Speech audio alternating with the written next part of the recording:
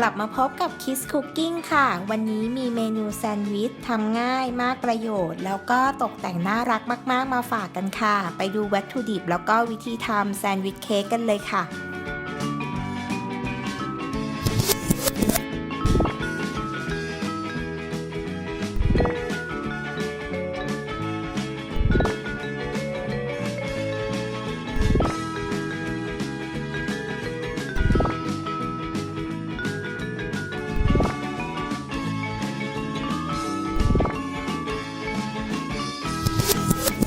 มาเริ่มลงมือทำกันเลยค่ะ นำขนมปังที่ตัดเป็นชิ้นสามเหลี่ยมวางลงไปก่อน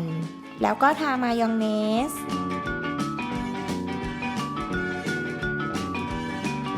วางโบโลน่าที่ตัดเป็นชิ้นสามเหลี่ยมค่ะ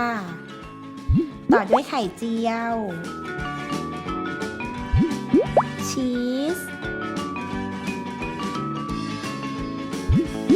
แล้วก็นำขนมปังอีกชิ้นหนึ่งมาประกบด้านบนค่ะตกแต่งเพิ่มเติมอีกนิดนะคะด้วยไส้กรอกแล้วก็ใบสะระแหน่ค่ะทำแบบนี้ไปเรื่อยๆนะคะจนกว่าจะประกอบมาบรรจบกันได้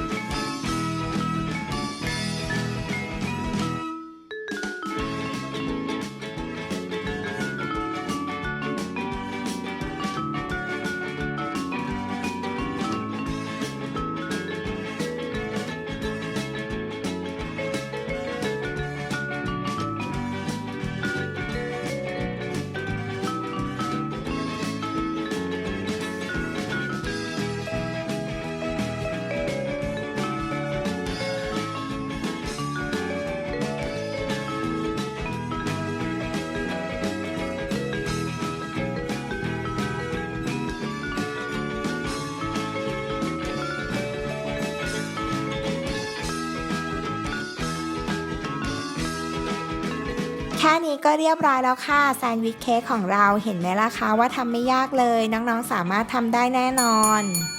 ครั้งหน้า Kids Cooking จะมีเมนูไหนมาฝากนะคะกดติดตามช่อง Kids Kitchen Channel เอาไว้แล้วก็อย่าลืมกดกระดิ่งอัปเดตคลิปกันนะคะ